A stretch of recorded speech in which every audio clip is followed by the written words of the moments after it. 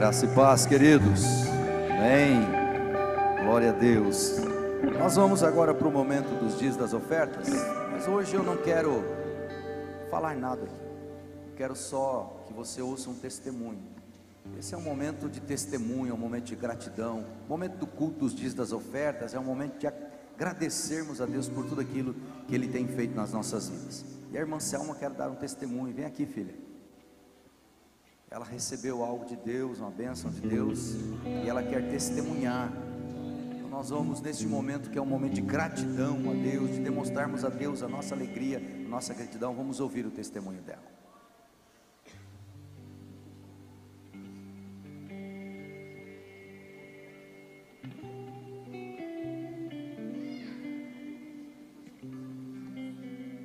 Graça e paz, igreja.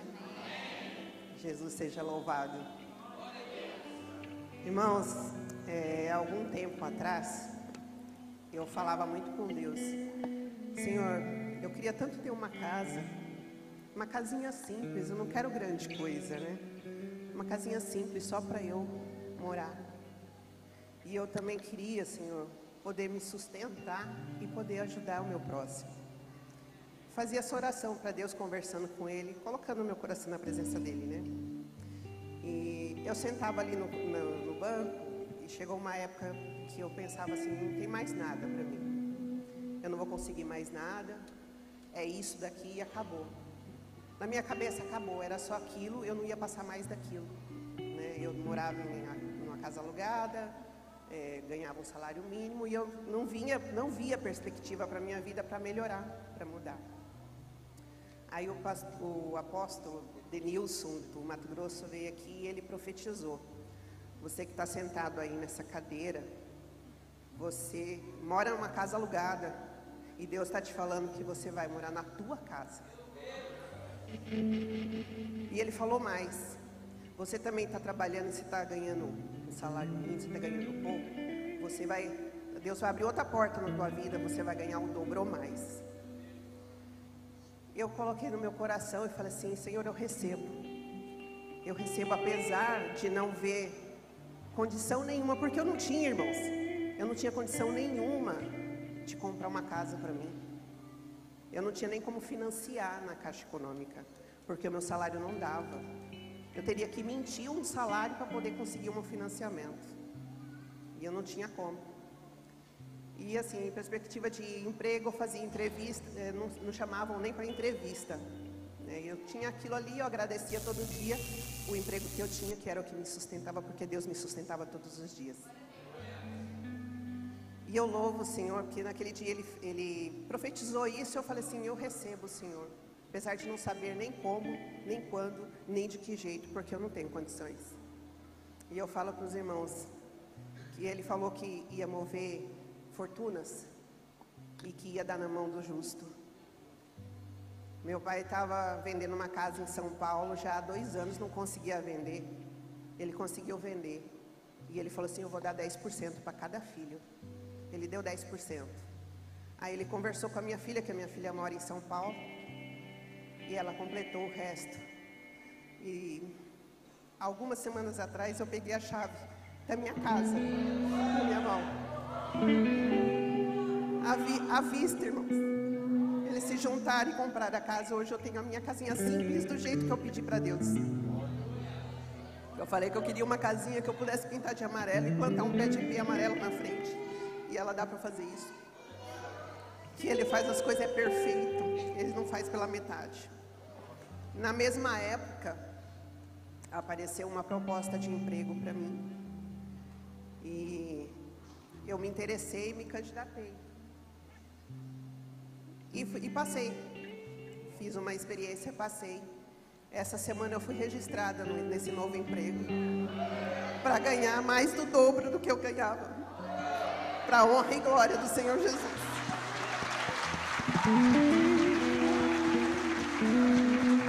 E eu quero dizer para vocês, irmãos, não desista, porque quando Deus promete, Ele cumpre.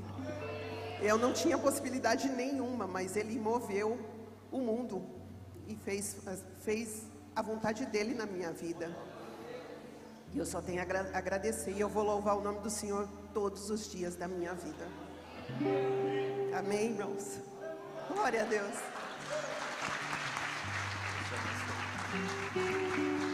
Uau!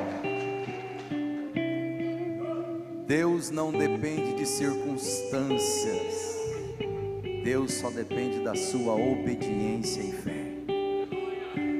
Guarde isso no teu coração e na tua mente. Deus não depende de circunstâncias, Deus só depende da sua fé e obediência. Só isso que Ele quer de você.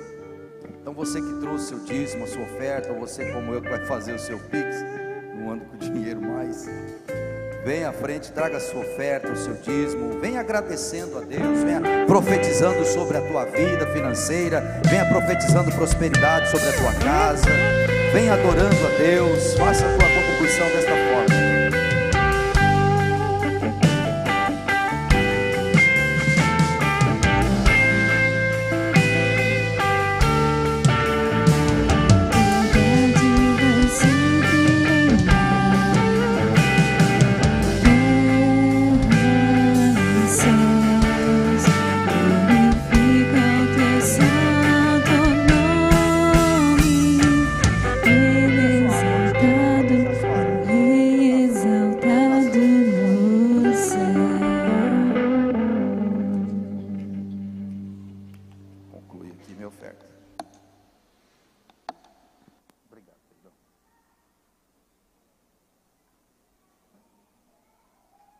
Aleluia.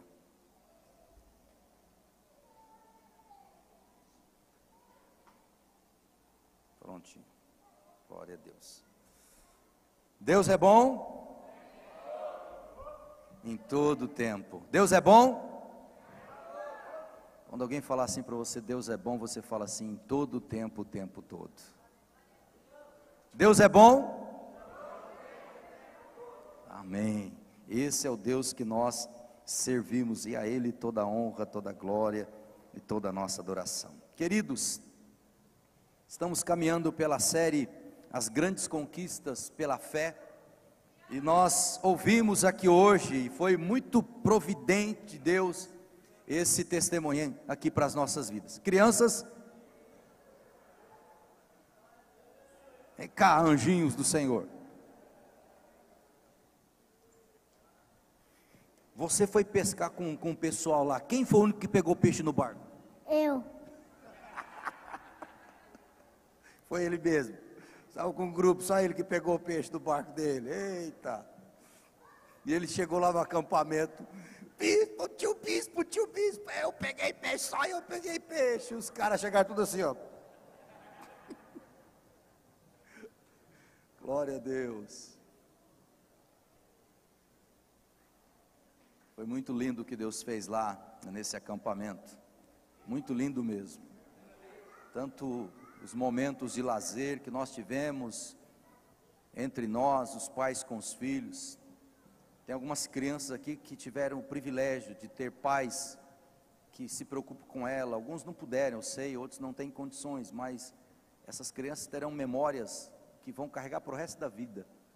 Eu fui acampar com meu pai no meio do mato, na beira do rio. Isso vai para o resto da vida dela. Estenda tuas mãos para cá. Pai, nós abençoamos a vida de cada um dos nossos pequeninos. Declaramos a Deus que o Senhor abençoe de forma plena e abundante. Deus, que as nossas crianças cresçam no Senhor, guardadas pelo Senhor de todo homem mau, de toda situação maligna, mas que elas cresçam no Senhor e para a glória do Senhor. Que em todo tempo elas contemplem as mãos do Senhor, as abençoando em tudo, e engrandecendo o teu nome, glorificando o teu nome na vida delas, e através da vida delas, meu Deus, assim seja, em nome de Jesus, amém, Senhor. Podem ir, queridos, vá comigo lá em Gênesis 32, verso 27 até o 30, nós vamos para mais uma ministração desta série, As Grandes Conquistas pela Fé. Qual é a série? As Grandes Conquistas pela quê? Pela fé. Diga assim comigo, eu só vou ter grandes conquistas Se eu entender que a fé foi a chave que Deus deixou para eu abrir a eternidade e trazer à existência esses milagres. Você tem que entender isso. Você precisa entender isso. Que não é a tua oferta maior aqui, não é porque você é fiel nos dízimos, não tem nada a ver, não porque eu vou fazer uma campanha, não tem nada a ver com isso, tem a ver com a tua fé e com a tua obediência. Eu me lembro que há muitos anos atrás, muitos anos mesmo, foram no início da minha caminhada com Deus, eu vivia e pelo menos naquele tempo, quando a gente se convertia, os jovens e adolescentes, nós tínhamos tanta paixão por aquilo que nós vimos dentro da igreja, os irmãos orando, buscando a Deus, recebendo dons espirituais, manifestando dons espirituais, que nós queríamos aquilo. Eu queria sentir aquilo, eu queria ser batizado com o Espírito Santo, eu queria ter dons, eu queria ter essa experiência com Deus. Então a gente orava, a gente buscava, a gente procurava viver uma vida de santidade. Na adolescência, na juventude, a gente vivia se policiando, porque a gente sabia que o pecado era, e aí falava assim, cuidado, porque o pecado é que o diabo, mas tem pecadinho, mas cuidado, se o diabo achar um pecadinho na sua vida é uma brechinha, e o diabo usa bota fina, olha o que eles falavam para nós, o diabo usa bota fina, e ele chega com a botinha fina, e se você abrir uma brechinha na tua vida, ele põe o biquinho da botinha e vai empurrando a botinha, e vai entrando, e daqui a pouco passou o pé do diabo na tua vida. E se você não fechar essa brechinha na tua vida, ele vai entrando, daqui a pouco ele está de corpo inteiro dentro da tua vida, e aí ele desgraça tudo.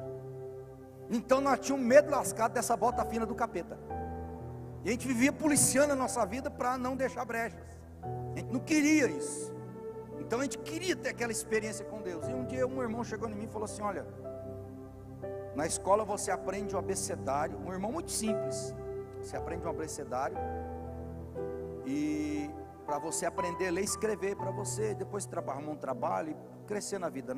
No reino de Deus tem o alfabeto de Deus. O alfabeto de Deus é OBDC. OBDC. São 4 letrinhas apenas que você precisa aprender, porque elas vão mudar toda a história da tua vida. OBDC, obediência. A obediência e a fé geram o sobrenatural de Deus nas nossas vidas, amém? Diga isso para 2 irmãos, a obediência e a fé geram o sobrenatural de Deus na tua vida.